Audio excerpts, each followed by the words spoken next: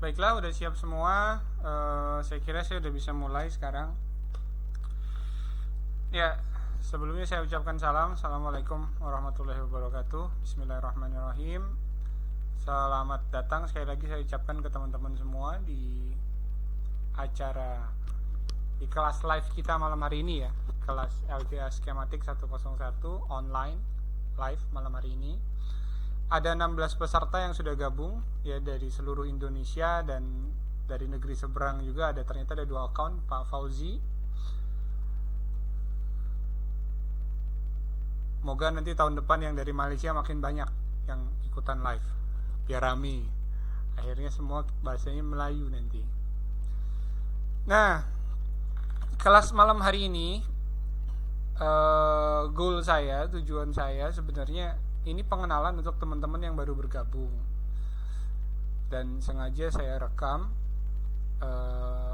dan saya minta untuk teman-teman yang lain supaya audionya off semua, karena rekaman ini akan dijadikan materi pengantar nantinya di kelas yang baru, di website kita yang baru ya.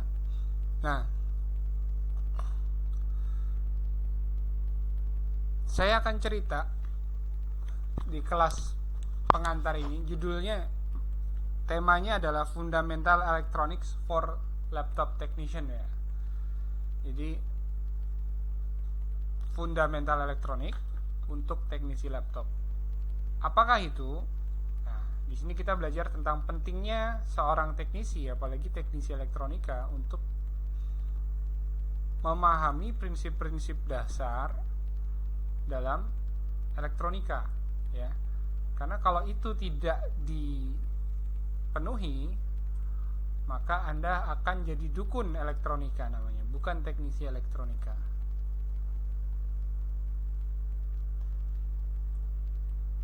Itu hal pertama yang pengen saya tekankan. Jadi semoga yang di LGA ini semuanya jadi teknisi ya, nggak jadi dukun. Nah, oke, boleh saya mulai sekarang? Pengenalan motherboard laptop ya. Motherboard laptop itu terdiri dari berbagai macam perangkat periferal ya. Kita kalau sudah sering lihat dalam sebuah mainboard, itu yang paling sering orang secara umum taunya ada prosesor, ada VGA ya, ada harddisknya, yang kelihatan seperti itu aja. Dan banyak orang, terutama user ya, orang awam nggak ngerti bahwa ternyata di motherboard itu terdapat banyak sekali perangkat-perangkat yang menjadi bagian pendukung ya, supaya motherboard tersebut, si laptop tersebut bisa bekerja. Nah, dari seluruh bagian blok diagram ini ya, hal yang terpenting itu adalah yang ada di jalur tengah ini ya, mulai dari prosesor, RAM, VGA, chipset, embedded controller, BIOS, dan input device-nya ya. Lalu bagian yang lain itu tidak jadi soal andai kata dia tidak terpasang. Contoh di sini ada kamera, USB, WiFi, sound, itu tidak jadi penghalang si motherboard untuk bisa bekerja dengan normal apabila tidak terpasang. Yang utama ada di jalur-jalur ini saja ya. Mulai dari RAM, prosesor, chipset ya, VGA, embedded controller, BIOS ya. Itu yang perangkat-perangkat utama. Nah, tentunya supaya bisa hidup, perangkat-perangkat ini harus mendapatkan suplai daya. Nah, pertanyaannya, apakah mereka bekerja secara bersamaan? Tentu tidak, karena laptop itu ketika dia mati, sebagian besar 97% dari sistemnya itu dalam kondisi off. Hanya 3% saja, atau mungkin 1% ya, saya ngarang-ngarang sedikit nggak apa-apa. Ya, 1% bagian yang hidup, sisanya semuanya mati. Lalu untuk menghidupkan gimana?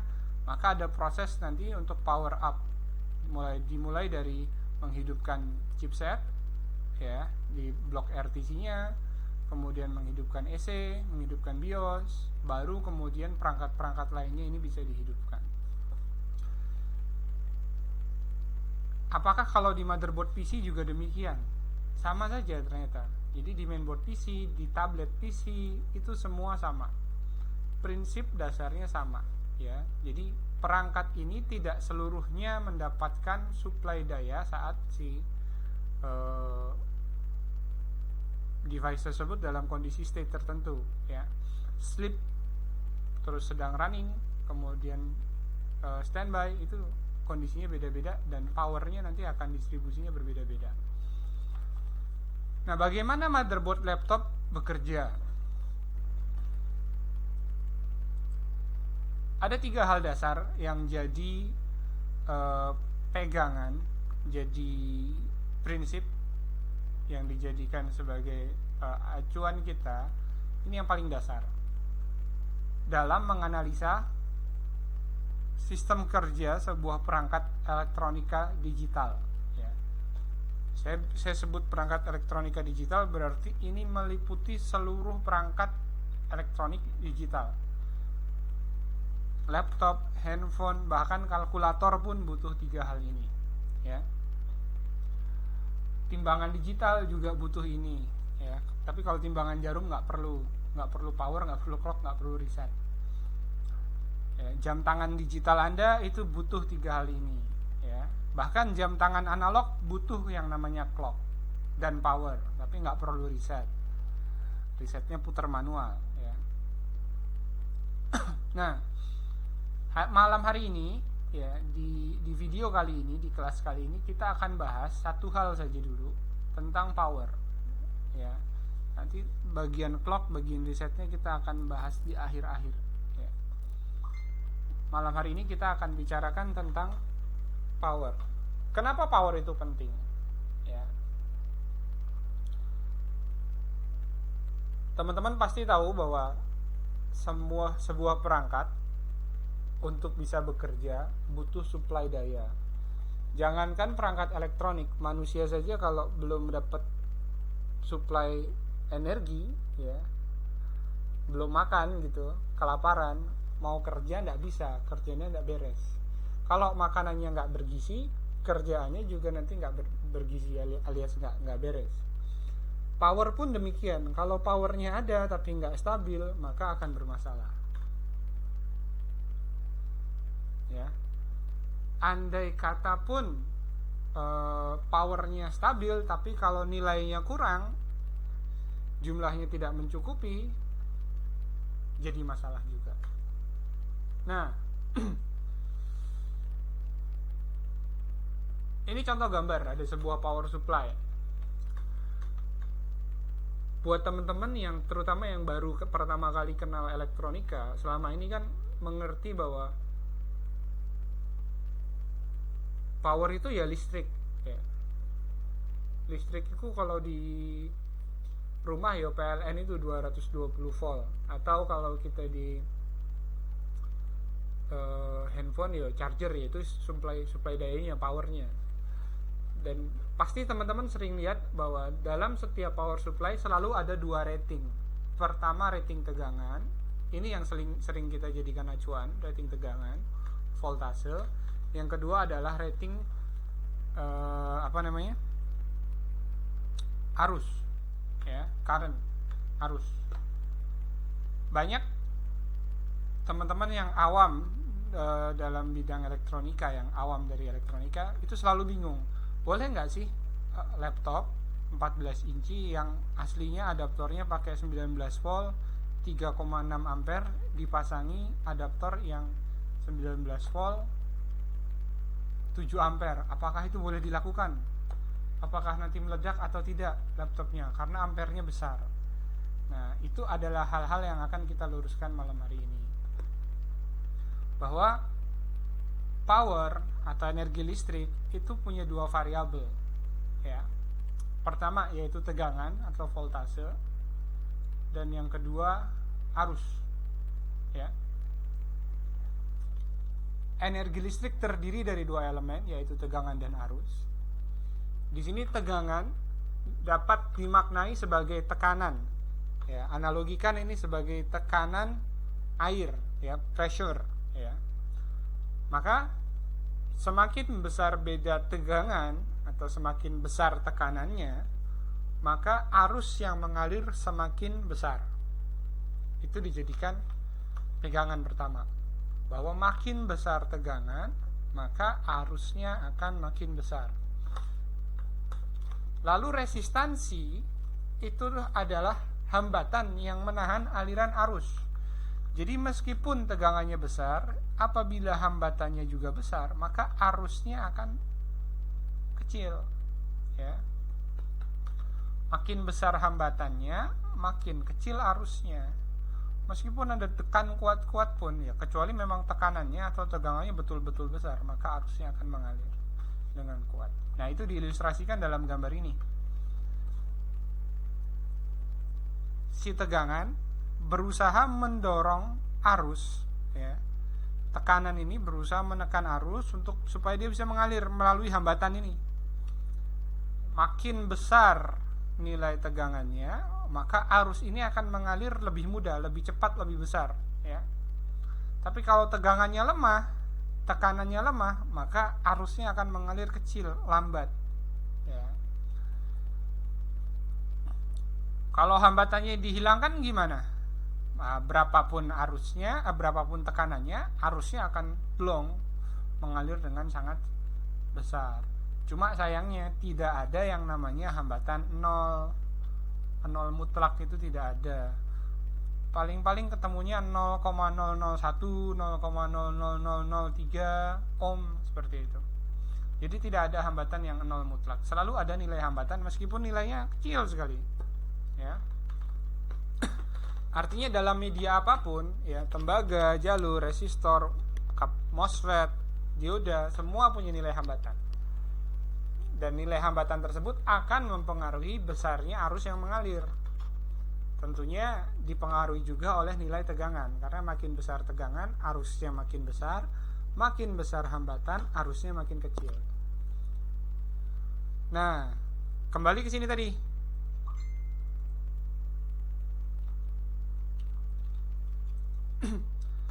Andai kata, maka kalau kita lihat di sini ada sebuah adaptor dengan rating tegangannya 30 volt, ampernya 14. Andai kata seperti itu, ya. Boleh nggak dipasangkan ke laptop?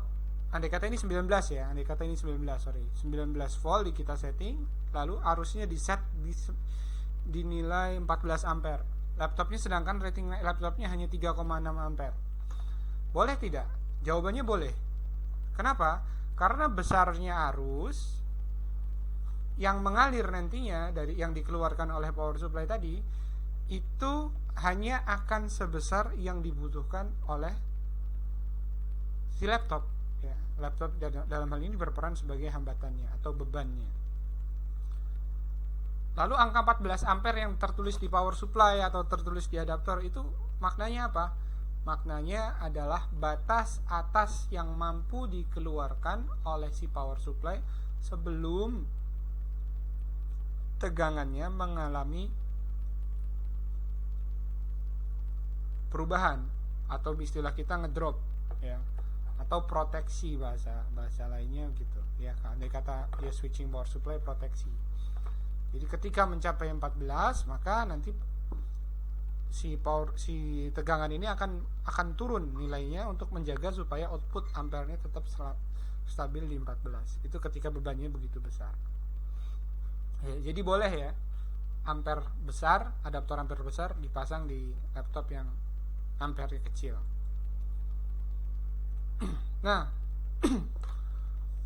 bagaimana hubungan kalau kita lihat dari perhitungan, ya, dari sisi matematis, hubungan matematis antara tegangan arus terhadap resistansi itu seperti apa?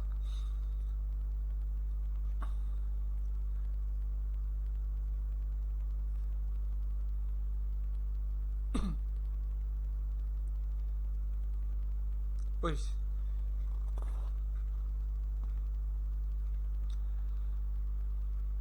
Coba perhatikan. Tegangan I itu arus, intensity, R resistance ya. Jadi kita lihatnya yang ini ya. Hubungan antara tegangan terhadap arus dan hambatan. Besarnya tegangan itu dapat dihitung dengan cara membagi besar arus yang mengalir terhadap nilai hambatan yang dilalui ya, nilai hambatan yang dilalui. Lalu besarnya arus dapat dihitung dengan cara membagi nilai tegangan terhadap nilai hambatan yang akan dilalui oleh arus ya. Lalu ada juga kita bisa menghitung besarnya hambatan dengan cara membagi besar tegangan dibagi besarnya arus yang lewat. Dari situ kita dapat menghitung nilai hambatan. Hambatan ini sering juga disebut sebagai beban ketika dia dipasang di output dari sebuah power supply. Lalu ada korelasinya terhadap daya ternyata ya. Daya watt itu dapat dihitung dengan cara mengalihkan besarnya tegangan, karena variabelnya energi listrik tadi dua ya, tegangan dan hambatan, tegangan dan arus.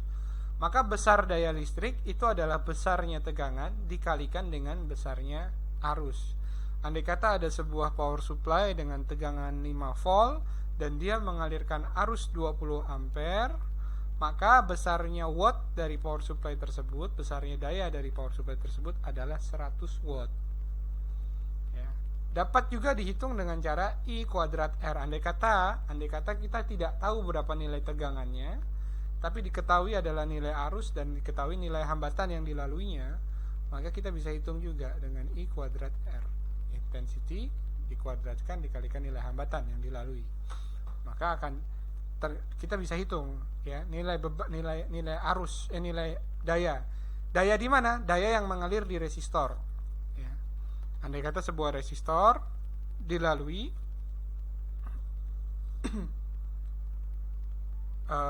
arus, maka kita bisa hitung besarnya disipasi daya yang dialami oleh resistor tersebut. Sekarang saya kasih contoh ya, saya kasih contoh case untuk bagian ini sedikit.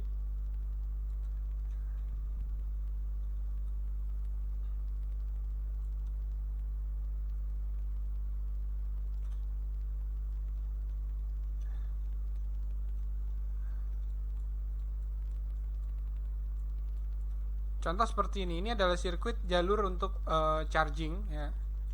Ada resistor dengan nilai 0,01 ohm ya. Kita bisa hitung besarnya panas yang akan dialami oleh si resistor tersebut dengan cara menghitung tadi. Andai kata kita tahu bahwa arus yang mengalir sebesar 2 ampere, maka I kuadrat berarti nilainya 4 ya. 2 ampere dikuadratkan jadinya 4, 2 kuadrat 4 dikalikan nilai resistor ya. Karena yang akan kita hitung adalah nilai daya yang ditanggung oleh resistor tersebut berupa panas nanti jadinya. 4 dikali 0,01 berarti besarnya panas yang ditanggung oleh resistor tersebut adalah berapa? 0,04 watt. Itu dingin banget ya, kalau dibilang panas tidak terlalu terasa. Lalu berapa besar daya yang diterima oleh beban? Bebannya di sini adalah baterai. Andai kata tegangannya di sini adalah sebutlah 10 volt, arusnya 2 ampere, maka V kali I kita tahu. Ya, baterainya si bat ini akan dapat 10 dikali 2, 20 watt. Itu adalah beban besarnya daya yang diterima oleh baterai 20 watt, sedangkan yang diderita oleh si resistor adalah 0,04 watt. Jadi ternyata daya yang mengalir itu terbagi. Lalu berapa besar daya di sini yang lewat di sini? 0,04 ditambah 20 watt. Jadinya totalnya 20,04 watt. Kira-kira gitu, itu gambaran kita menghitung daya pada sebuah sirkuit. Lengkapnya nanti teman-teman bisa akses di kelas resistor ya. Cuma daya ini terus terang tidak terlalu banyak kita gunakan menghitung daya. Yang banyak kita gunakan nanti adalah menghitung nilai tegangan, hambatan, dan arus, ya. Daya nggak terlalu jadi masalah. Oke. Ini bisa di print nanti, ditempel di meja kerja untuk jadi pengingat teman-teman semua ketika memang ada sirkuit yang perlu dihitung besaran nilainya, bisa dijadikan acuan. Nah,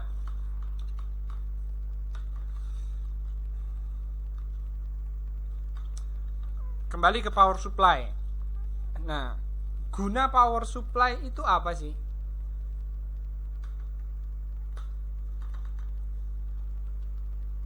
Apa guna power supply? Power supply untuk menyuplai daya. Nah, lalu kan kalau dari laptop power supply-nya itu adaptor ya namanya ya. Charger kita sering sebut. Nilainya tegangannya 19 volt. Arusnya macam-macam tergantung seri laptopnya, ada yang besar, ada yang kecil kemampuan arusnya. Apakah suplai daya dari si adaptor tersebut sudah cukup begitu saja boleh digunakan untuk menghidupkan si komputer, ataukah perlu diproses lebih lanjut? Jawabannya tentunya perlu diproses lebih lanjut. Kenapa?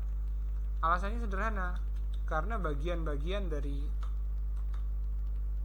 perangkat-perangkat yang ada di dalam motherboard si laptop tersebut membutuhkan suplai daya yang berbeda-beda. Prosesor, VGA, RAM, semuanya butuh tegangan yang berbeda-beda. Artinya suplai daya dari adaptor yang nilainya 19 volt tadi tidak bisa langsung digunakan untuk menghidupkan keseluruhan bagian dari motherboard tersebut. Artinya apa? Harus diolah lagi. Dan mengolahnya itu menggunakan sirkuit yang disebut dengan sirkuit power regulator. Kenapa disebut regulator? Karena dia meregulasi output tegangan yang akan dipergunakan untuk menghidupkan bagian-bagian tertentu dari motherboard.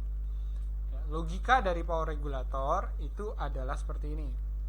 Pertama, input tegangan akan masuk ke dalam sebuah sirkuit, di mana di dalam sirkuit tersebut akan diproses tegangan tersebut, ya. Kemudian menghasilkan output. Output ini akan diumpankan kembali ke input atau ke proses, ya. Output akan diumpankan lagi ke input atau ke proses, ya. Supaya apa? Supaya proses bisa tahu berapa sih besarnya output yang dihasilkan. Jadi ketika output ini nilainya goyang atau berubah, proses tahu dan akan mengalami penyesuaian. Disitulah kenapa output tegangannya dari 19 volt bisa turun ke 3,3 volt, 5 volt, 1 volt. Itu karena ada proses ini tadi, feedback. Dan itu berlangsung terus-menerus tanpa putus. Ya, salah satu saja bagian dari ini putus, maka sistem regulator ini tidak akan bekerja. Entah masalahnya di input, di proses, ataukah di outputnya. Nah, regulator itu bekerja dengan cara mengatur besar tegangan agar nilai output sesuai dengan kebutuhan sirkuit. Ya, itu perlu digarisbawahi. Jadi kalau begitu, tiap-tiap regulator nanti sesuai dengan kebutuhan sirkuit tersebut, maka dia akan bekerja di saat dibutuhkan dengan nilai yang diminta. Jadi tidak boleh kalau gitu ada jalur tegangan 3 volt kita gantikan dengan suplai daya 10 volt atau 7 volt atau 5 volt. Tidak cocok. Ya. Meskipun masih ada batas toleransi biasanya, ya. Rata-rata tiap sirkuit itu punya toleransi angkanya kira-kira 5% lah. Toleransi nilai tegangan, ya.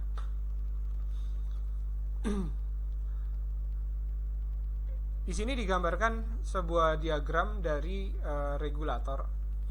Istilah dia adalah linear regulator, ya.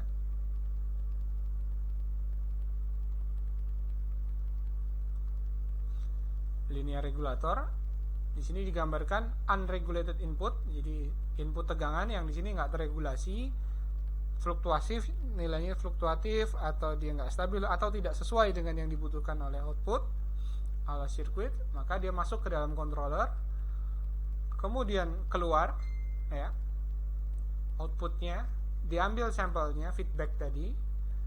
Sampling sirkuit ini bisa menggunakan sirkuit resistor divider, umumnya seperti itu. Kemudian sinyal tersebut dikembalikan ke komparator sirkuit. Nanti teman-teman yang belum belajar tentang komparator silahkan, ada materinya di kelas power regulator ya. Dibandingkan terhadap tegangan referensi, kemudian selisihnya tadi akan diumpankan lagi kembali ke controller. Untuk apa? Untuk mengatur supaya nilai outputnya sesuai dengan yang disetting. Nah, ini adalah teknologi dari namanya linear regulator, ya. Bagian tadi adalah bagian dari linear regulator. Tegangan input itu dibagi antara controller elemen, ya, di sini terhadap output. Andai kata masuk di sini 10 volt, dibutuhkan di outputnya sebesar 3 volt. Maka nanti tegangan 10 volt ini akan dibagi antara pas elemen di sini, ya, terhadap beban. Bebannya dikasih 3 volt, lalu si pas elemen akan menderita sebesar 7 volt. Lalu panasnya gimana? Tinggal kita kalikan. Arus yang mengalir berapa? Andai kata arus yang mengalir, berhubung ini jalurnya seri ya, maka arus yang mengalir dari input hingga ke output itu nilainya sama. Andai kata arus mengalir 1 ampere, ya, tegangan 10 volt. Melalui MOSFET di sini, kemudian masuk ke beban. Beban dapat 3 volt, berarti sisanya yang 7 volt dimakan sama si MOSFET. Arusnya 1 ampere, berarti MOSFET akan mendapat daya panas sebesar 7 watt. Sedangkan si beban hanya akan dapat di sini outputnya, bebannya hanya akan dapat sebesar 3 watt. Berarti ada buang-buang tenaga di situ sebesar 7 watt jadi panas, nggak dipakai. Ya, mendingan kalau dipakai untuk merebus air. Tapi umumnya nggak dipakai. Ya, lalu ini adalah feedback sirkuitnya tadi, sampling sirkuit. Feedback masuk ke error amplifier. Dibandingkan terhadap tegangan referensi. Tegangan referensi ini adalah tegangan yang nilainya konstan, tetap nggak boleh bergerak, ya, karena dijadikan acuan untuk mengatur nilai output. Jadi output ini nanti sebenarnya akan mengacu terhadap nilai referensi. Apakah dia nanti setengah dari referensi, atau 2 kali referensi, atau 5 kali referensi, atau 5,5 kali referensi. Output itu diatur dengan cara demikian, ya. Dengan mengaturnya gimana? Dengan nilai sampling di sini, feedback resistor dividernya. Jadi kalau referensinya tidak ada, maka output pun tidak akan bisa dihasilkan, ya, karena nggak ada yang dijadikan sebagai acuan. Bagaimana sih cara sebuah sirkuit tahu bahwa outputnya sudah sampai 2 volt, 1 volt, atau 3 volt? Tidak ada cara lain kecuali membandingkan dengan pembanding yang sifatnya tetap. Itulah referensi. Nah, ini contoh sebuah IC linear regulator, serinya 1117 dengan output tegangannya 3,3 volt outputnya. Input masuk ke sini, ya, ini inputnya di sini, kaki yang ini input, Vin masuk, kemudian ini ground, lalu outputnya ada di sini. Jadi output tegangan ini nanti, sirkuit feedbacknya ada di mana di sini? Sirkuit feedbacknya kebetulan kalau pada IC yang jenis seperti ini ada di dalam, ya, sudah di dalam IC-nya. Jadi dia tinggal keluarnya input, output sama ground, makanya 3 kaki saja. Ini disebut dengan linear regulator. Nanti dalam skematik kita akan sering temui yang seperti ini, biasanya disebut nama sinyalnya yang dihasilkan, tegangan yang dihasilkan oleh sirkuit linear regulator, biasanya pada skematik disebut dengan LDO, Vrec, atau VL. 3 itu yang sering digunakan. Tidak menutup kemungkinan dia pakai nama yang lain-lain.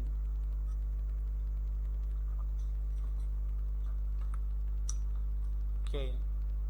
Ini disebut dengan linear regulator, gunanya untuk mengatur tegangan. Lalu Ada nggak sih teknologi lain selain tadi? Kalau ini tadi kita caranya adalah dengan membagi tegangan antara pas elemen terhadap beban. Lalu ada teknologi baru yang namanya switching regulator. Ya. Ini sistemnya bekerja dengan cara yang berbeda. Dia bekerja dengan cara mencacah tegangan, kemudian difilter melalui LC filter, sehingga tegangan yang tadinya 10 volt dicacah jadi 10 volt tapi dipotong-potong, kemudian distabilkan lewat LC filter, baru disuplaikan ke beban. LC ini adalah coil dan kapasitor, ya. Jadi tegangan 10 volt dicacah-cacah berdasarkan waktu tertentu dengan duty cycle tertentu, akan disesuaikan nanti. Andai kata dicacah sebesar 10%, berarti andai kata input 10 volt, outputnya 1 volt. Dicacah 50%, berarti outputnya 5 volt. Seperti itu, ya. Nah, materi tentang switching regulator sudah disiapkan di kelas power regulator. Di situ ada saya bahas cukup lengkap tentang sistem kerjanya dan bagaimana cara menganalisa kerjanya, ya. Sistem kontrolnya tetap sama saja dengan linear regulator tadi. Butuh feedback, butuh VREF, ada komparator, kemudian kontrol. Baru di sini PWM. PWM-nya ini tadi yang mencacah nih. Choppernya siapa sih? Choppernya ini MOSFET, ya. Ini contoh sirkuitnya. Kita akan sangat sering, nanti teman-teman akan sangat sering temui IC tersebut. Ini namanya Abang TPS 51125A, ya. Kenapa saya panggil abang? Karena pertama kali saya terjun ke laptop ya ketemunya dia 51125, 6237 itu adalah IC legendaris yang sejak zaman dulu sampai sekarang masih tetap eksis, ya, tetap dipakai. Dan teknologi mereka yang baru-baru sekarang ya hanya turunan-turunan dari IC ini saja.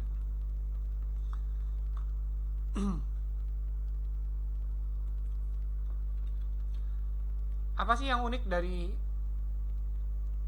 sistem switching regulator, ya? Pada switching regulator yang membedakan dengan linear regulator tadi adalah LC filter. Ini ada coil L dan C. Jadi input tegangan di sini VBAT masuk, ya, akan masuk ke sini, tapi sesaat saja karena ini hidupnya hanya hidup mati. Kemudian di sini tegangan sebutlah 10 volt penuh, kemudian di sini jadi 10 volt putus-putus, ya. Lalu difilter oleh coil dan kapasitor. Bagaimana cara memfilternya sudah ada di kelas power regulator, jadi teman-teman sudah bisa pelajari di sana. Jadi 10 volt ini tadi akan dipotong-potong dan distabilkan lagi di Vout-nya menggunakan L dan C. Jadi ketika salah satu komponen ini tidak berfungsi dengan baik, maka Vout-nya pun tidak akan stabil. Karena kalau IC-nya cukup canggih, karena Vout nggak stabil, dia proteksi dan akan berhenti, tidak bekerja. Nah, ini adalah switching regulator. Gunanya sama dengan linear regulator tadi. Bedanya apa? Bedanya dia pakai LC filter, lalu efisiensinya tinggi. Kalau tadi dengan cara membagi tegangan, ini dengan cara mencacah tegangan dan tidak akan banyak panas seperti linear regulator sebelumnya. Ini contoh IC lainnya yang controllernya, ya. Kalau di linear regulator tadi, controller itu sekaligus dia menahan beban. Jadi kalau di sirkuit LDO, IC LDO seperti ini, ya, IC seperti ini.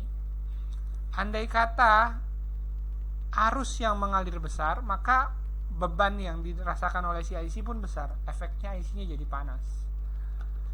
Alias bisa dibilang gini, kalau IC ini kepanasan, panas, ya, dia didesain tidak untuk panas, ya. Tapi kalau sampai panas berarti bisa dibilang ada dua kemungkinan. Pertama, IC rusak, kedua bebannya itu meminta arus terlalu besar. Lain halnya dengan IC yang switching regulator seperti ini. Karena beban tidak diterima langsung oleh si IC, ya. Beban itu justru mengalirnya lewat di sini, MOSFET, coil, dan kapasitor. maka sebenarnya perangkat yang panas bukan si IC, melainkan MOSFET, coil, dan kapasitor. Ini adalah perangkat yang akan menderita panas. IC-nya tidak, IC-nya hanya akan kalem-kalem saja. Lalu kalau IC-nya panas gimana? Berarti ada masalah di IC-nya. Ada juga beberapa IC seperti TPS 51125 ini, ya, si IC cantik ini, dia punya sirkuit linear regulator di dalam IC tersebut. Contoh, di sini ada VREC 5 dan VREC 3, maka dia mengeluarkan tegangan 3,3 volt linear dan 5 volt linear. IC ini akan panas andai kata VREC 3 dan VREC 5 mengeluarkan arus terlalu besar, ya. Karena ternyata sirkuit LDO dan switching tadi digabungkan jadi satu IC yang panas bagian LDO-nya. Lalu VREF, VREF ini bisa dipastikan pasti LDO. Semua tegangan referensi itu pasti linear regulator. Ya, setiap IC seperti ini pasti punya tegangan referensi. Ya, semua regulator pasti punya tegangan referensi. Nah, perkaranya tinggal tegangan referensinya apakah ada di luar atau hanya di dalam saja. Itu tergantung yang desain IC. Tapi kalau itu ada di luar, pastikan Anda ukur. Nah, sistem switching regulator itu tidak hanya ada di motherboard laptop, ya. Sekarang semua perangkat digital yang kecil-kecil gitu, handphone, tablet, PC, sampai apa ya, bahkan driver LED sekarang semuanya pakai switching regulator, semua seperti itu. Ini VGA, contoh board VGA, IC controllernya ada di sini. Ada di baliknya, IC controllernya ada di sebaliknya. Ya, ini MOSFET, high side-nya 1, 2 biji low side, mengendalikan coil, kemudian ini kapasitornya. Ini adalah switching regulator dengan 1, 2, 3, 6 fase. Ya, 6 fase. Jadi dia punya 6 jalur, 6 fase yang menyuplai arus, ya. Kenapa kok pakai 6, nggak pakai 2 apa 3 saja? Tujuannya untuk memperbesar arus yang lewat. Jadi arus yang dihasilkan oleh sirkuit ini bisa 6 kali lipat lebih besar dibandingkan kalau dia pakai 1 atau 2 saja. Bisa nggak sih pakai 1-2 yang besar langsung? Bisa, tapi nanti kontrolnya lebih panas dan kestabilannya kurang. Ini contoh switching regulator yang mana MOSFET itu jadi satu dengan IC. Ya, kalau kita lihat di sini tadi kan antara MOSFET sama regulatornya, kontrolernya itu terpisah. Yang sekarang baru-baru ini MOSFET sama kontrolernya jadi satu. Maka dalam kondisi yang kayak gini, desain-desain seperti ini, kalau MOSFET di dalamnya rusak, ya kita harus ganti keseluruhan IC-nya. Ya, di sini lebih simpel, dia menghemat tempat sebenarnya. IC controller keluar langsung coil, kemudian kapasitor, ya. Itu bagian dari pengenalan saya terhadap power regulator. Jadi kesimpulannya ya, saya ingatkan, saya resume dulu. Pertama, ada teknologi yang namanya linear regulator. Dia bekerja dengan cara membagi tegangan, dan ini panas, tidak efisien. Namun pada kerjanya di laptop, sirkuit linear regulator didesain untuk bekerja tidak dalam kondisi panas, artinya disipasinya pasti kecil. Andai kata dia panas, overheat seperti itu, kita pegang sampai kepanasan, berarti ada masalah pada sirkuit tersebut. Karena di laptop, sekali lagi, semua sirkuit didesain tidak untuk bekerja dalam kondisi panas. Lalu teknologi kedua adalah switching regulator, yang mana bekerja dia dengan menggunakan sistem pencacah. Kerjanya lebih ribet, ya. Troubleshootingnya juga lebih susah. Kita akan belajar troubleshootingnya di materi-materi berikutnya, karena hari ini hanya pengenalan saja. Oke. Nah, sekarang kita masuk ke tahap power up motherboard secara umum. Di awal tadi kita sudah belajar bahwa motherboard terdiri dari berbagai macam bagian, blok-blok yang terpisah, yang mana blok-blok tersebut ditenagai secara bertahap dan terstruktur. Ya, jadi tidak semua sekaligus dapat daya, tapi bertahap. Nah, bagan-bagan dari motherboard tersebut saya bagi menjadi 3 area, yang mana tiap area tersebut terdiri dari sub area. Pertama, area S5. Nah, saya jelaskan apa sih yang dimaksud dengan S5. Jadi S5, S3, S0 ini mengacu pada standar dunia yang namanya ACPI, Advanced Configuration Power Interface, ya. ACPI. Saya pakai notepad.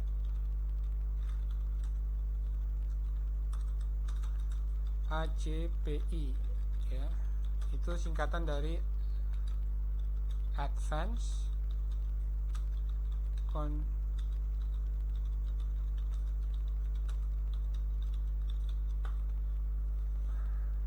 Oke.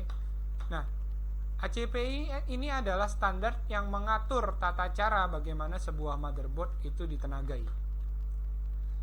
Nah, motherboard laptop pada kondisi S5, atau kalau orang biasa, kita umumnya nyebutnya kondisi standby atau sebelum switch on, alias powernya baru dicolok, adaptor baru dicolok, atau baterai baru ditancapkan, itu disebut dengan kondisi S5. Nah, pada kondisi S5 yang bekerja apa saja? Pada kondisi ini yang bekerja ada 3 bagian. Pertama, sirkuit power selector, yaitu sirkuit yang gunanya pertama untuk memilah suplai daya apakah berasal dari baterai ataukah dari adaptor. Karena dua sumber daya tersebut tidak boleh masuk ke dalam sistem pada waktu yang bersamaan. Hanya boleh salah satu saja. Dari baterai kah atau dari adaptor kah. Makanya diadakan di situ sebuah sirkuit namanya sirkuit power selector. Jika sirkuit ini gagal bekerja, maka otomatis sirkuit berikutnya juga tidak akan berfungsi. Apa itu? Sirkuit 3 volt 5 volt. Kenapa 3 volt 5 volt? Ya karena sebelumnya power selector itu nilainya 19 volt atau 12 volt. Andai kata dari baterai 12 volt atau 17 volt, ada yang juga 15 volt. Andai kata dari adaptor umumnya pakai tegangan 19 volt. Tegangan tadi akan diubah menjadi tegangan 3 volt 5 volt. Jadi di sini menggunakan sirkuit regulator. Regulator apa? Bisa regulator linear, bisa regulator switching. Ya, 3 volt 5 volt. Macam-macam nanti IC yang digunakan, tiap-tiap laptop, tiap-tiap pabrikan, tiap-tiap tahun punya tren IC yang berbeda-beda. Jadi kita harus fleksibel, ya, dan pandai-pandai memahami cara kerjanya. Setelah sirkuit power selector dan 3 volt 5 volt itu bekerja, maka tegangan 3 volt dari sirkuit tersebut akan digunakan untuk menghidupkan 2 buah chip utama yang bertugas sebagai power manager, yaitu chipset, Southbridge, dan embedded controller. Ya, chipset, Southbridge, dan embedded controller. Chipset siapa sih chipset? Ini dia, saya kasih gambaran. Nah, contoh di sini PCH, ini adalah HM707677. Ini chipset. Dan juga embedded controller atau EC. Di sini kita sebut dengan serinya di sini adalah kebetulan NPCE 885L, ya, Nuvoton 885L. Ya. Kita akan kenalan lebih jauh nanti di materi-materi selanjutnya. Jadi kalau begitu, setelah 3 volt 5 volt ini hidup, maka dia butuh program. Ya, EC sama SB itu untuk bekerja dia butuh program. Programnya ada di dalam chip SPI. Ya, ini yang kita sering sebut dengan BIOS. Jadi andai kata salah satu saja dari bagian ini tidak bekerja, maka laptop tersebut akan mati total. Ya, BIOS-nya rusak, laptopnya mati. EC-nya rusak, laptopnya mati total. short bridge-nya rusak, laptopnya mati total, 3 volt 5 volt tidak jalan, laptopnya sama sekali tidak nyedot power, power selektornya rusak, laptopnya juga sama sekali nggak kerja. Artinya apa? Artinya kalau teman-teman ketemu laptop dengan kasus mati total, maka area kerjanya cukup di S5 saja, tidak usah kemana-mana, kerjakan di S5. Power selektornya pastikan bekerja. Kalau tidak bekerja, cari tahu kenapa, ya, apa sebabnya. Kita bisa lakukan pengukuran. Kemudian pastikan sirkuit 3 volt 5 voltnya bekerja. Tapi ingat, 3 volt 5 volt di sini bekerjanya minimal LDO-nya sudah bekerja menghidupkan AC dan RTC. Karena cuma dua bagian ini aja yang diperlukan. 3 volt 5 volt ini biasanya ada LDO dan ada switching. Switchingnya ini kadangkala pada beberapa desain dia hidup setelah di switch, ya. Jadi tidak harus semua switching regulator jalan di state S5. Kemudian jika bagian ini sudah selesai, beres, berfungsi dengan normal, maka laptop bisa di switch. Anda bisa pencet tombol power, kemudian power regulator ini jalan, ya, menghidupkan regulator-regulator lain, transfer, kemudian terakhir V-core jalan, ya. Power regulator dan power transfer ini adalah disebut dengan S3 dan CPU core itu disebut dengan S0. Itu adalah penjelasan dari arsitektur power motherboard berdasarkan ACPI, ya, standar yang digunakan oleh desainer motherboard di seluruh dunia. Lalu tegangan-tegangan tersebut tadi, contoh ini power regulator hidup, ya, otomatis dia butuh didistribusikan. Jadi contoh di sini, ini ada sebuah diagram dari power selector, ini sirkuit power selector, AC DC, AC dari adaptor, DC dari baterai, melalui sirkuit power selector di sini disebut dengan sistem charger, IC-nya ISL88731, masuk tegangan, diolah oleh RT8223, keluar jadi 5 volt dan 3 volt. Di sini juga 19 volt masuk, jadi keluar jadi SMDDR Veterm sama 1,5 V-Sulls. Kemudian di sini juga jadi VTT, jadi V-Core, jadi VGPU Core. Lalu didistribusikan karena ternyata antara sumber pembangkitnya atau power supply-nya, si regulatornya ini, dengan beban itu dipisahkan oleh saklar. Kalau teman-teman dilihat di sini adalah ini AO6402, ini adalah sebuah MOSFET P-channel, ya, MOSFET P-channel. N-channel ya, N-channel, MOSFET N-channel yang gunanya untuk menyeberangkan tegangan 5 volt S5 menjadi plus 5 volt. Ya, lalu di bawahnya ada regulator. Jadi ternyata 5 volt S5 dirubah jadi tegangan VCCSA.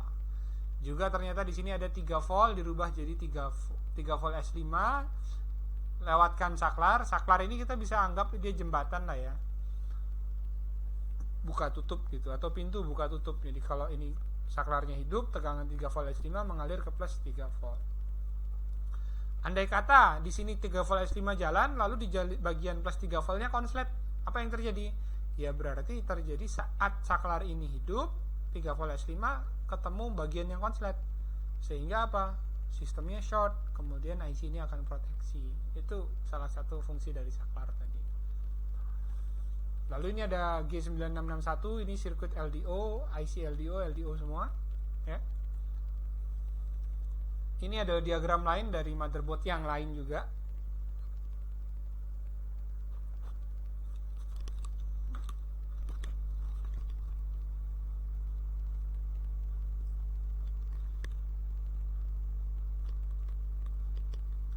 IC yang digunakan adalah TPS 51125, ya. Ini ada TPS 51125. Tegangan 3 volt, 5 volt, kemudian ini saklar berupa MOSFET atau di sini disebut dengan load switch, ya. Tegangan 3 volt ini baru akan ketemu dengan beban setelah melewati saklarnya ini. Kapan saklarnya hidup? Ya setelah dapat perintah. Di sini perintahnya adalah sus on. Kalau nggak dapat perintah gimana? Ya nggak bakal nyebrang, tegangannya nggak akan sampai ke sini. Ini juga sama, 3 volt ALW akan tembus ke 3 volt run setelah switchnya hidup PQ22. Jadi ternyata selain dari power supply, tegangan itu didistribusikan lewat berbagai macam saklar. Jadi tidak begitu saja sampai ke lampu. Contoh analoginya saklar ini gini, listrik Anda ada lampu, ada saklar, ada PLN ya. Tegangan 220 voltnya itu sudah siap sedia, sudah dibangkitkan sama PLN, tapi tidak akan sampai ke lampu apabila saklarnya nggak dihidupkan. Nah, saklar-saklar ini di sini berupa MOSFET ya. Kalau di tembok rumah kita kan berupa saklar, cetak-cetak begitu. Di sini berupa MOSFET. Jadi kalau saklar ini nggak hidup, ya berarti bagian-bagian yang dapat tegangan ini nggak akan hidup juga karena nggak dapat suplai daya. Andai kata saklarnya rusak di gimana? Ya berarti tegangannya tidak akan terdistribusi.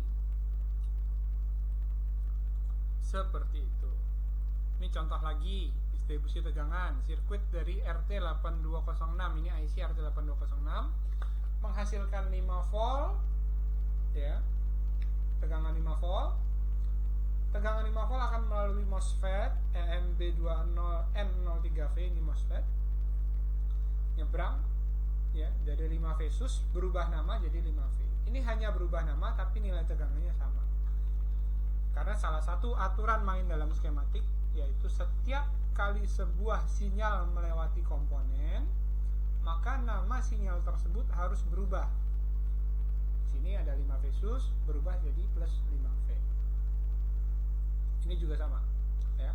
Lalu ini perintahnya sus BEC, sus CEC, ini adalah perintah yang menghidupkan saklar tersebut ya. Charge pump ini apa? Ini tegangan yang digunakan untuk menghidupkan saklar. Charge pump nilainya 12 volt ya. Dan saklarnya ternyata juga pakai si tegangan saklar untuk menghidupkan saklar itu ternyata juga disaklarkan. Unik ya. 12 voltnya supaya bisa sampai ke sini itu disaklarkan lewat sini. Ini harus hidup dulu baru 12 volt bisa menghidupkan ke gate MOSFET tersebut. Contoh kasus seperti ini.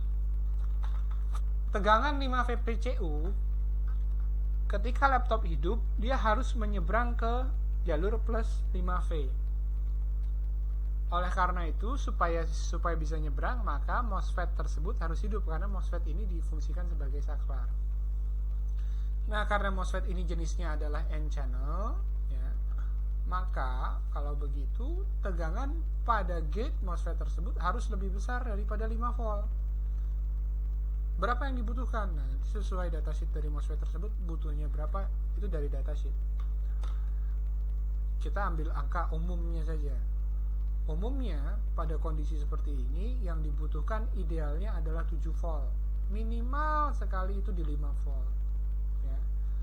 5 volt lebih besar dari 5 volt. Berarti berapa kalau di sini 5 volt? Berarti di sini butuh minimum 10 volt. Idealnya paling tidak di 12 volt atau lebih. Jadi ketika kondisi itu terpenuhi, andai kata di main D ini ada sebutlah 12 volt, maka 5V PCU bisa mengalir menyeberang melalui saklar dan mencapai di sini si jalur plus 5V. Harusnya bisa ngalir ke sini. Andai kata si main D ini tegangannya kurang, berarti si saklar nggak terbuka penuh dong. Berarti 5V PCU nanti akan mengalir sedikit saja atau sebagian besar, tapi sebagian tertinggal di sini. Jadi di sini 5 volt, di sini bisa keluarnya jadi 3 volt atau 4 volt atau 4,5 volt ya. Akibat tegangan dari gate-nya ini kurang, si saklar tidak terbuka penuh. Itu adalah masalah-masalah yang kerap kali muncul pada distribusi tegangan. Saklar tidak bekerja sehingga si saklar ini tidak menghantarkan tegangan dengan baik. Nah, main D di sini ternyata sumbernya dari 15 volt yang akan mengalir ke jalur main D apabila PQ33 mati ya. Karena kalau PQ33 hidup ini juga saklar, berarti 15 volt dihubungkan ke ground. Berarti main D nggak dapat tegangan 0 karena dihubungkan ke ground.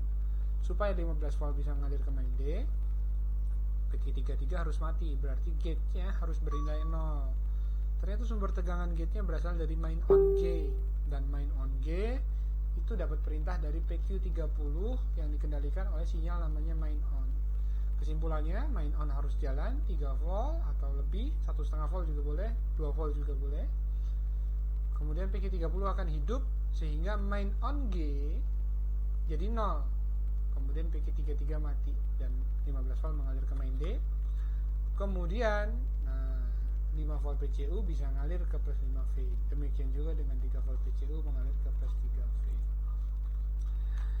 Itu gambaran sedikit dari distribusi power pada laptop.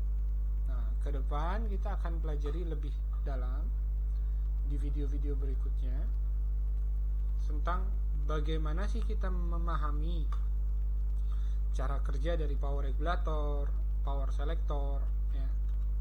Ini yang akan jadi bahasan kita. Kemudian dari power transfer atau power distribution, ya. Power transfer, power distribution itu juga sama. Bagaimana kita memahaminya nanti kita akan pelajari lebih lanjut di video-video berikutnya. Ya. Kira-kira demikian pengenalan dari saya malam hari ini. Sekarang saya buka sesi tanya jawab ke rekan-rekan semua. Saya persilahkan buat teman-teman yang mau bertanya, dipersilahkan untuk menghidupkan mikrofonnya dan bertanya secara langsung.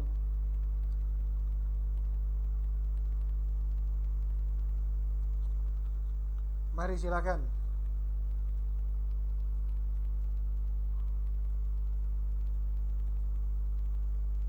Halo. Selamat malam. Ada pertanyaan? Berhubung kayaknya yang ikut malam ini senior-senior banyakan ya. Jadi bakal sedikit pertanyaan. Materi kita masih dasar malam ini. Pengenalan. Judulnya aja pengenalan, jadi jangan berharap terlalu banyak.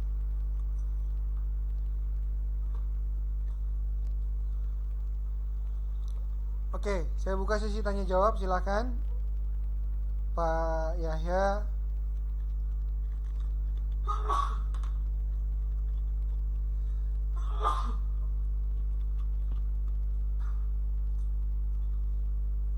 Ada Pak War ini siapa? Pak War, Bapak War.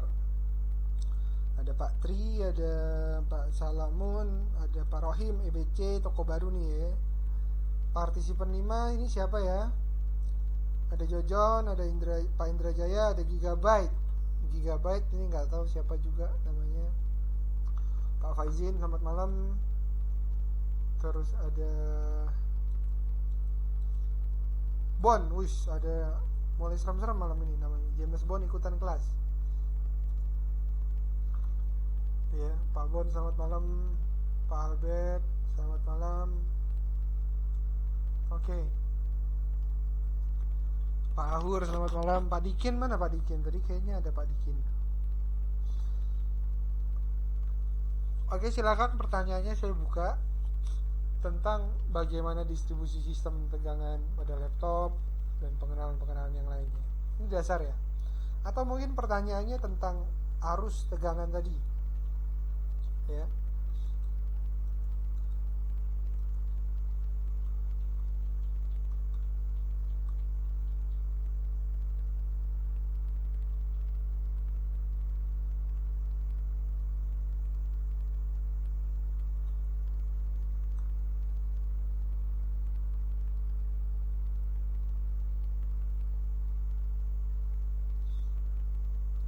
Mungkin pertanyaannya soal ini mungkin. Ini yang biasanya banyak pertanyaan. Oke, Pak Didi bertanya.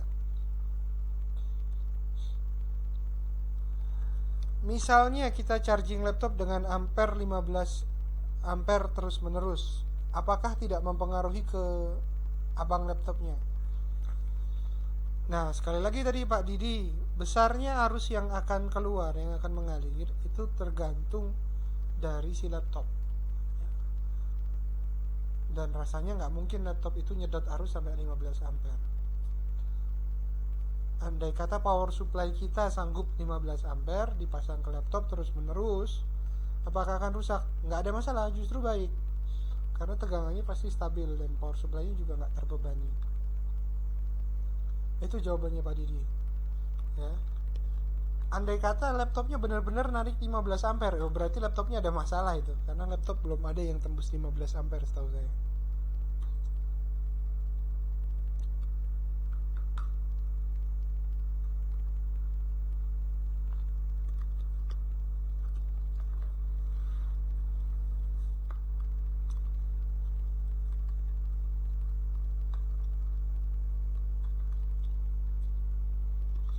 Jadi besarnya arus tadi hanya akan mengalir sebesar kebutuhan si laptop. Meskipun power supply kita sanggup 100 ampere, ya keluarnya hanya 2, 3, 4 ampere. Apakah tidak pengaruh ke baterai? Ini pertanyaan dari Pak Ahmad Supriyadi. Apakah tidak berpengaruh ke baterai? Dalam artian awet tidaknya sebuah baterai? Tidak pengaruh ya, tidak pengaruh.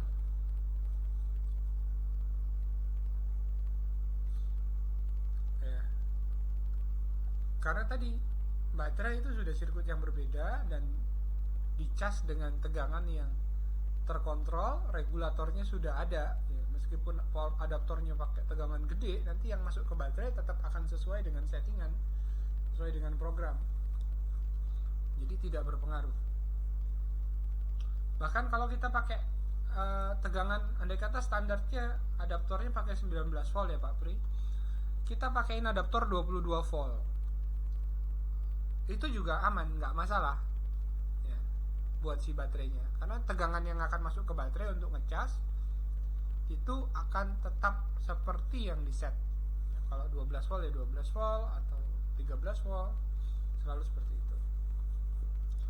Nah, pertanyaan dari partisipan 5, mohon kalau gitu kenalan dulu Pak, partisipan 5 ini dengan siapa ya?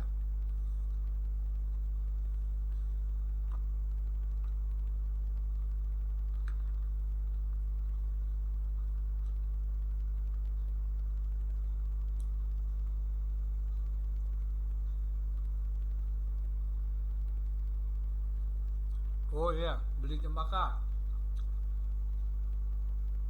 Nah, pertanyaan dari Beli Cempaka, apa arus yang masalah bisa dilihat dari kestabilan voltase? Ini pertanyaan yang sangat bagus.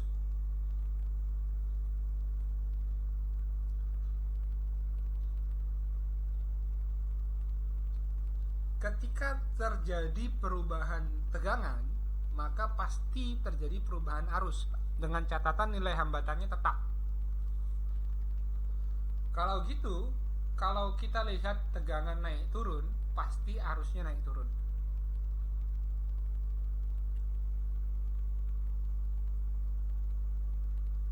Itu jawabannya. Beli Cempaka Laptop.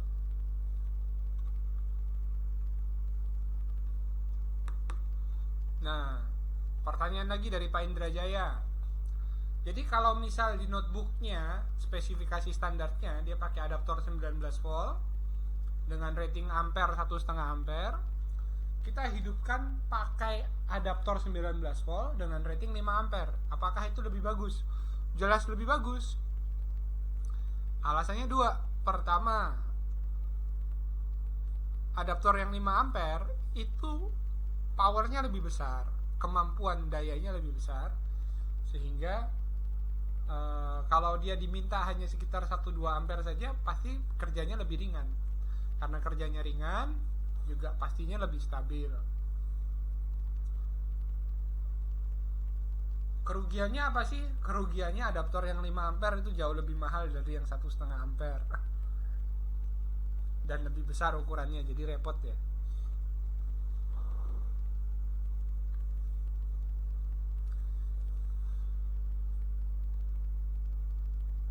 Nah, jika dibalik, pertanyaan dari Pak Didi, andai kata kita setting power supply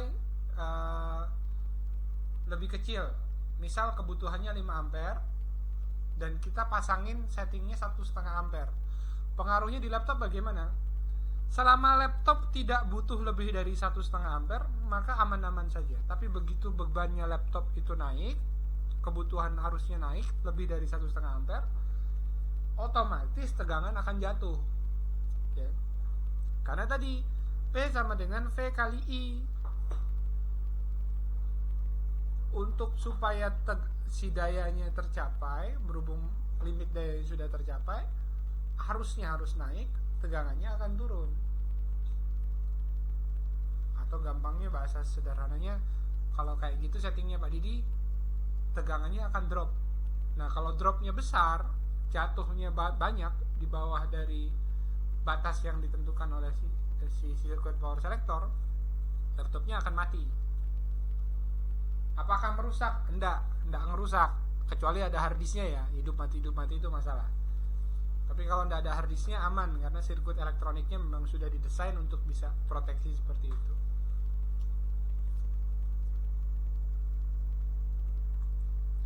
Jadi kalau adaptornya terlalu kecil, adaptornya 1,5 ampere dipasang ke laptop yang rating dayanya butuh 3 ampere, mungkin bisa hidup, tapi si adaptor akan ngos-ngosan.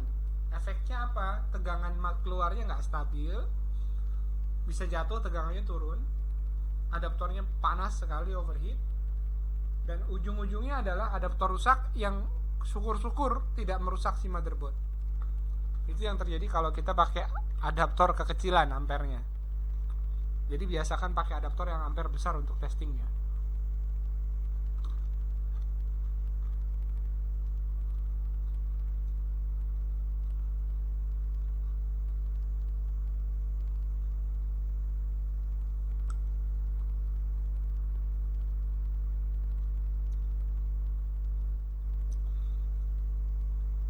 Pertanyaan lagi dari Pak Zaka.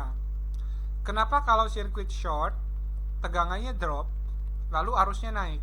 Nah, kembali ke rumus dasar tadi Pak Zaka. Arus itu adalah besarnya tegangan dibagi terhadap hambatan. Jadi kalau hambatannya kecil sekali, kan nilai tegangan dari power supply itu terbagi terhadap beban. Ingat sirkuit pembagi tegangan, ya, kerjanya seperti itu. Kalau R yang pembaginya yang bawahnya itu nilainya 0, maka tegangannya pun jadi 0. Ya kan? Ada yang masih ingat dengan sirkuit pembagi tegangan? Jadi si power supply itu Anda perlakukan sebagai R yang atas, yang terhubung ke supply daya. Lalu si shortnya tadi atau bebannya tadi diperlakukan sebagai R yang bawah. Disitulah kita akan ketemu kenapa kok tegangannya jatuh, karena si prinsip pembagi tegangan tadi. Lalu arusnya naik karena memang hambatannya rendah, otomatis arusnya naik. Tegangannya turun karena tegangannya terbagi terhadap beban, dan bebannya nilainya 0 ohm, alias makan arus besar sekali. Itu yang terjadi Pak Zaka.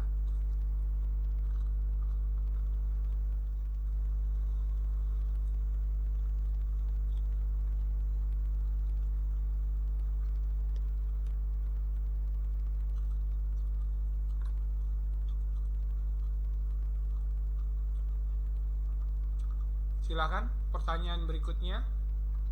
Atau tadi kalau masih kurang puas ditanyakan lagi nggak apa-apa.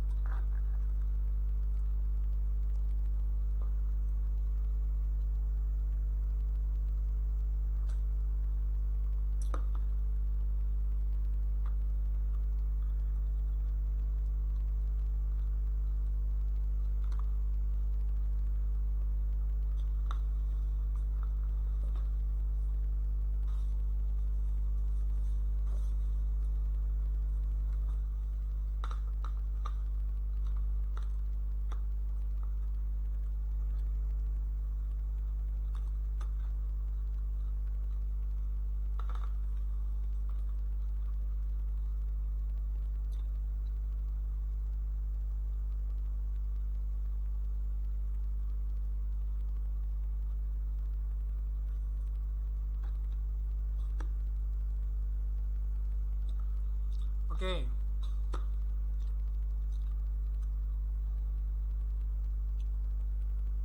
Iya, jelas kepanasan Pak Indrajaya.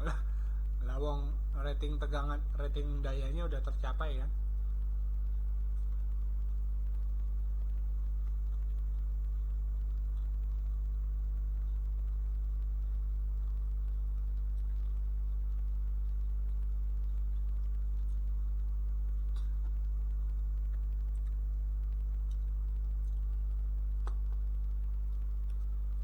Silakan. Pertanyaannya lainnya.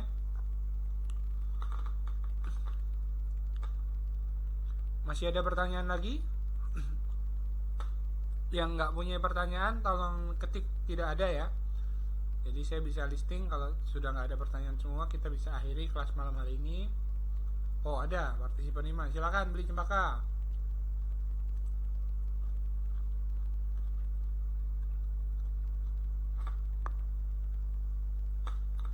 Silakan, mau pakai audio juga boleh. Mau bertanya langsung pakai mikrofon boleh, silakan mikrofonnya di sana dihidupkan.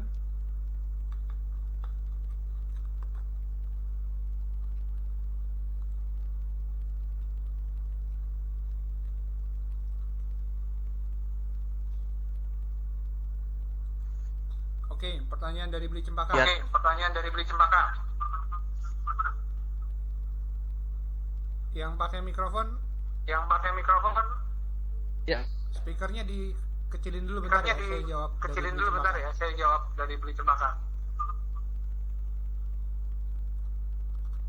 Oke. Nah, pertanyaan dari beli cempaka, apabila arus di blok S5 nggak stabil, apakah berpengaruh terhadap tegangan di blok S3?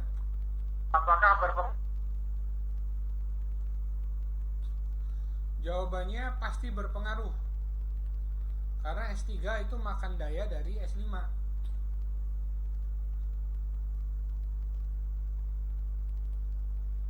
Tapi sekali lagi ya, arus itu mengalir akibat adanya tegangan.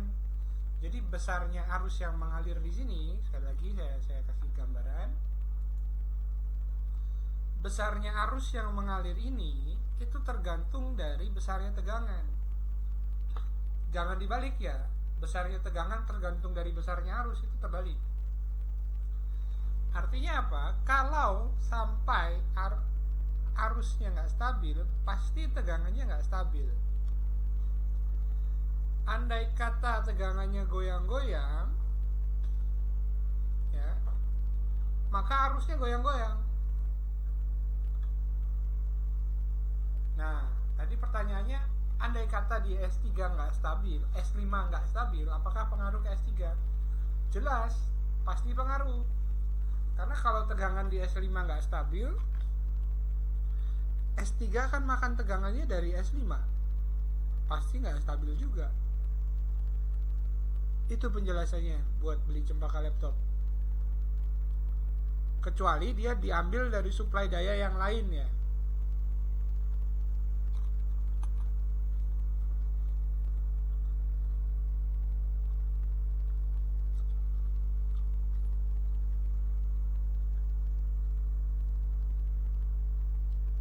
Nah, kan regulatornya beda. Oke, boleh. Regulatornya beda. Andai kata yang nggak stabil di jalur 5 volt, ya. Sebutlah saklarnya nggak beres. Jalur 5 volt, saklarnya nggak beres. Apakah akan mempengaruhi contoh ke jalur tegangan RAM 1,5 volt? Nah, kita perlu ingat bahwa si IC regulator untuk RAM tadi, dia hidup dengan VDD senilai 5 volt. Jadi kalau suplai daya di 5 volt nggak beres, otomatis suplai daya ke IC juga nggak beres. Andai kata tegangan 5 volt yang masuk ke IC regulator untuk RAM tadi itu nggak stabil dan ketidakstabilannya itu di luar batas toleransi, maka IC tadi juga akan kacau kerjanya. Kerjanya gimana? Kacaunya nggak hidup ya, karena kalau regulator-regulator yang kelasnya di laptop atau perangkat elektronik seperti yang kita kerjakan ini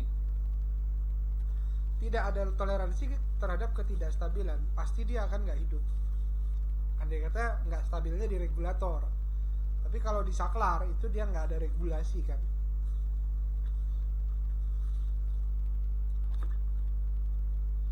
Seperti itu penjelasannya.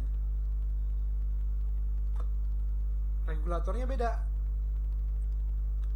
Regulatornya tetap terkait dengan sirkuit di S5. Ya. Apalagi kalau yang nggak stabil S5-nya di 19 volt. Masalah itu. Pasti semua blok jadi masalah.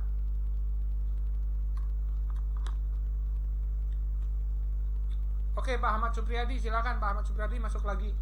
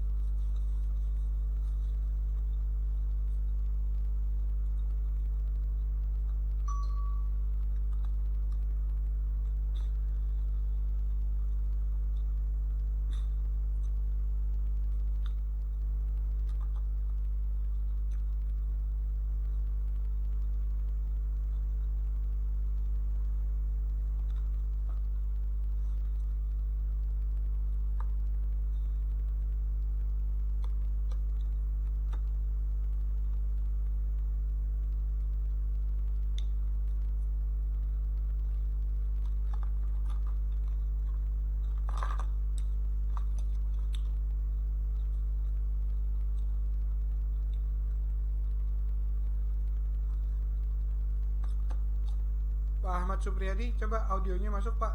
Saya kurang paham dengan pertanyaan nomor 2 Pak.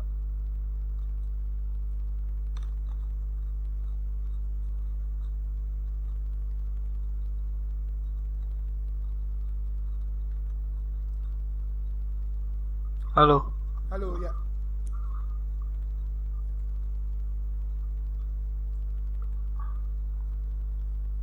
Silakan Pak.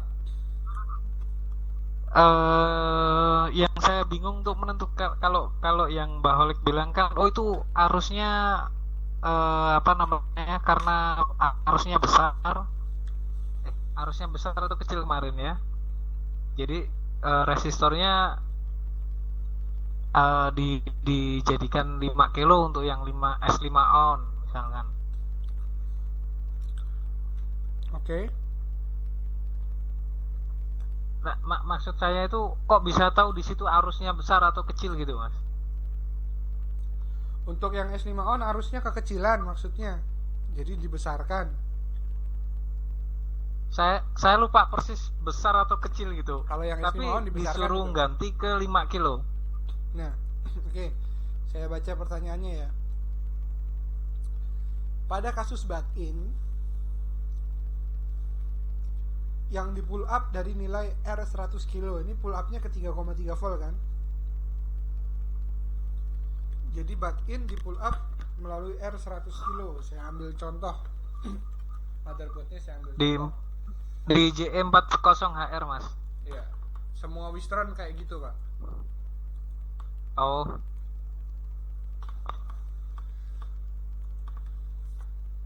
Kebetulan saya nggak yang baru saya pakai kemarin ini.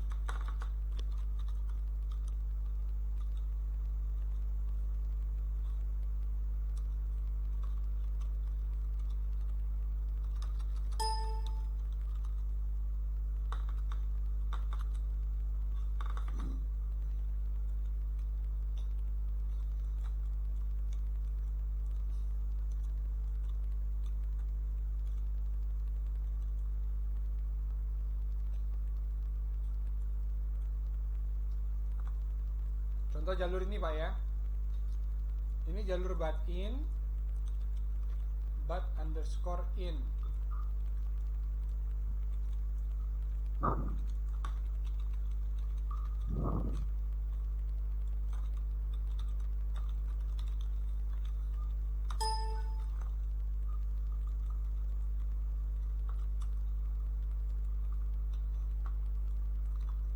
Nah, ini bat in di pull up melalui resistor 100 kilo.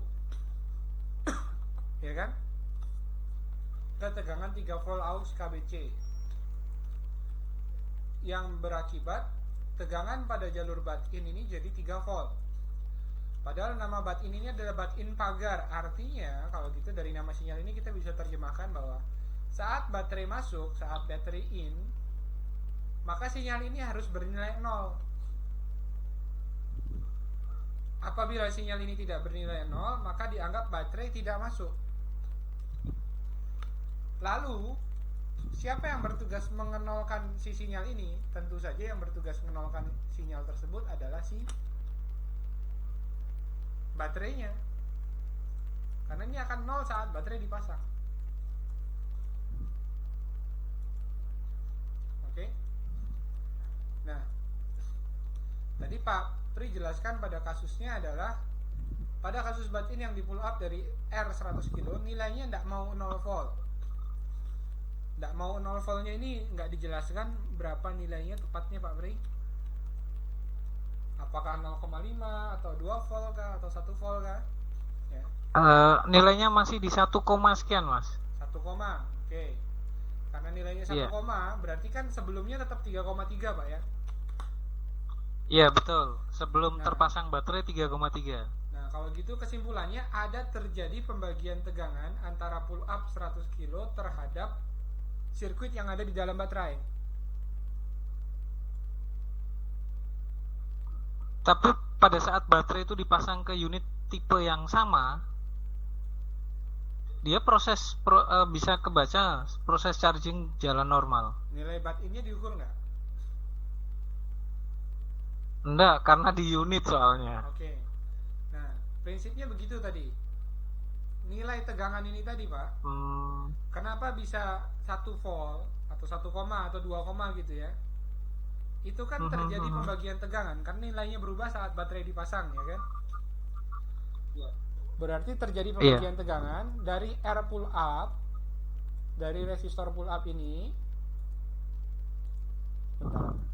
Dari resistor ini terhadap R yang ada di dalam baterai. Nah, sekarang siapa yang bermasalah pada sirkuit ini? Ada 2 kondisi yang mungkin bermasalah. Pertama yang di dalam baterai, R-nya nilainya melar. Atau yang kedua yang bermasalah adalah RN2703 ini yang bocor.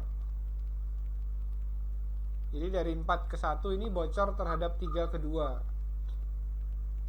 Sehingga arus yang ngalir dari sini yang harusnya tadi cuma dilewati R 100 kilo cukup lemah sebenarnya.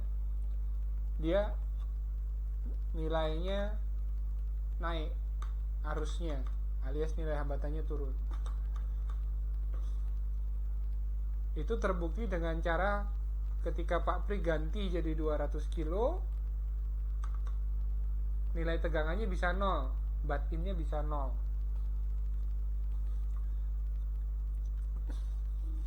Sebenarnya nggak perlu diganti ke 200 kilo pun harusnya bisa 0. Dengan catatan nggak ada masalah di dalam baterai. Atau tidak ada kebocoran tegangan dari jalur lain. Ya. Karena bat in ini selain dapat suplai dari 3 volt aux KBC lewat RN2703, dia juga ada kemungkinan dapat bocoran tegangan dari EC. Andai kata EC-nya mulai masalah. Kemungkinan lain juga dapat bocoran tegangan dari RN pull up di sini yang SRN 100 ini. Jadi antar R ini dia mulai saling bocor, berpengaruh satu terhadap yang lainnya. Itu penjelasannya. Jadi lalu kenapa kok bisa tahu itu arusnya besar atau kecil? Jelas ketahuan karena dari nilai tegangan tadi udah ketahuan Pak Bri. Kalau dilihat dari kacamata umum 3 volt dibagi 100 kilo itu udah 0,0000 sekian ampere ya. Itu nilainya kecil. Tapi kalau memang lawannya sesama arus lemah, arus tadi terlalu besar sehingga menyebabkan tegangannya nggak mau nol. Arus yang lewat ini tadi sudah terlalu besar sehingga tegangannya nggak mau nol.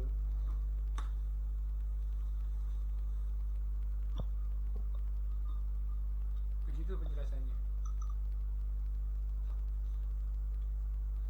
Jadi ngelihat besar kecilnya arus ya tergantung tegangan yang dibutuhkan berapa. Lalu pada S5 on yang terpull up ke 10 kilo, ini ada di ZQSA.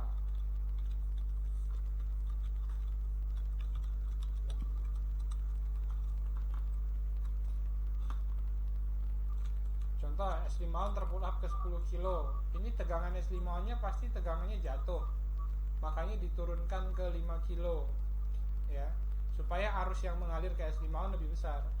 Jadi kenapa dianggap arusnya terlalu kecil? Karena tegangan di S5 on nya turun, nilainya tidak 3,3 volt tapi 2,5 mungkin. Maka anggapannya berarti arus yang mengalir terlalu kecil. Supaya tegangan di S5 on bisa naik, arusnya dibesarkan. Caranya dengan cara menurunkan nilai resistor.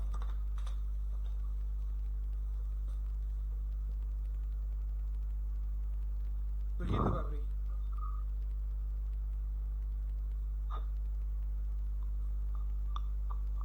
Halo? Iya.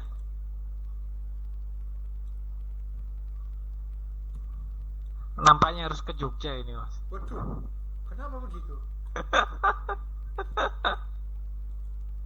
Dasar loh, ini fundamental loh. Ya, itu yang jadi salah satu kendala saya, kok dirubah R-nya jadi segini. Hukum Om, Pak. Hukum Om. Halo?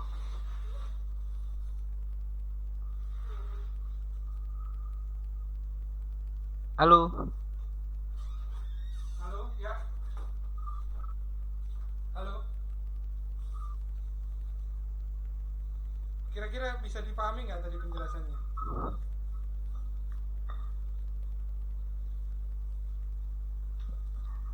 Insya Allah sedikit-sedikit bisa lah, Mas. Pembentukan tegangan itu kan V sama dengan I kali R. I sama dengan V per Iya. R sama dengan V per I. Itu yang paling dasarnya di situ. Tiga konsep dasar tadi. Jadi kalau tegangannya kurang, maka pasti arusnya kurang. Gitu. Ini tegangannya kan tetap lewat R. Iya. Supaya di sini. Supaya tegangan sini dan sini sama, arusnya harus cukup besar. Kalau enggak gitu terbagi tegangannya.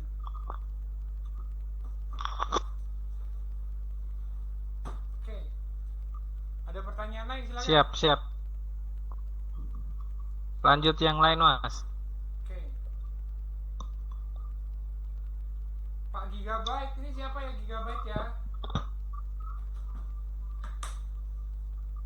Halo Bapak Gigabyte. Siapa ya Gigabyte ya?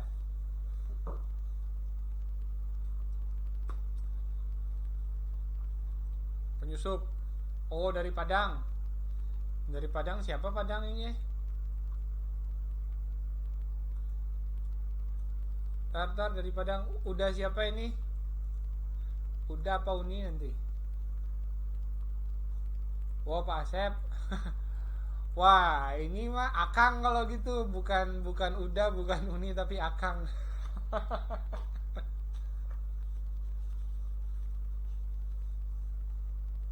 Nasi Padang. Oke, slides ini saya upload berbarengan dengan videonya. Insya Allah langsung saya upload juga malam ini juga ya. Adakah pertanyaan lainnya?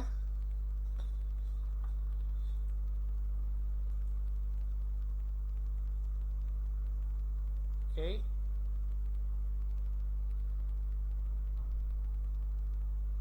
Adakah pertanyaan lainnya, kawan-kawan? Andai kata tidak ada, mungkin saya akan cukupkan. Saya sudahi dulu sampai saat ini. Selain juga tim viewernya sudah mau time out, daripada kita harus reconnect lagi ya. Oke, kalau gitu berhubung tidak ada lagi pertanyaan, nanti kalau ada pertanyaan lain silakan PM langsung ke saya. Untuk saat ini saya akan tutup dulu kelas kita malam hari ini. Saya ucapkan terima kasih semuanya yang sudah hadir. Ada Pak Zaka, Pak Pri, Pak Albert, Pak Denny Wijaya, Pak Dikin, Pak Faizin, Pak Asep, ada Pak Indra Jaya, ada Budi Wahyudi, ada Beli Cempaka Laptop, Pak Rohim juga selamat malam. Terima kasih semuanya. Pak Salamun, ada Pak Saoni sampai sekarang belum ketahuan namanya siapa. Pak Tato, selamat malam juga. Pak War, ini nggak tahu juga Pak War ini siapa. Ya, sekali lagi saya ucapkan terima kasih banyak. Semoga apa yang kita pelajari malam hari ini bermanfaat. Kurang lebihnya saya mohon maaf. Saya ucapkan terima kasih. Selamat beristirahat. Assalamualaikum warahmatullahi wabarakatuh.